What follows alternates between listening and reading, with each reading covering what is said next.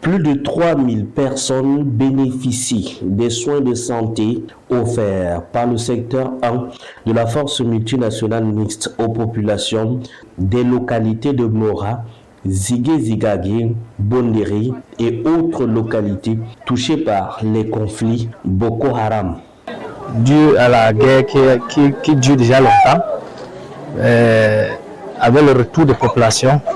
beaucoup de ces localités n'ont pas de structure de santé appropriée pour donner un coup de main dans ces domaines-là. On va donner le soin sur le lieu et c'est qu'on ne peut pas,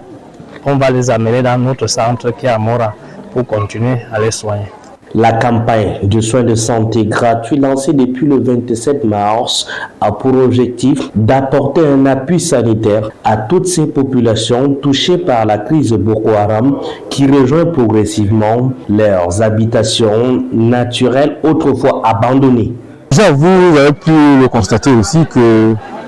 progressivement, toutes les actions qui ont été menées par la force multinationale, qu'elles soient militaires ou bien qu'elles soient des actions civiles militaires, plusieurs populations ont rejoint les différentes localités abandonnées, comme je l'ai dit, et une symbiose s'est construite autour de la force, et une collaboration, une coordination plus accrue observée entre davantage de populations et les forces du secteur numéro la force nationale sur le terrain.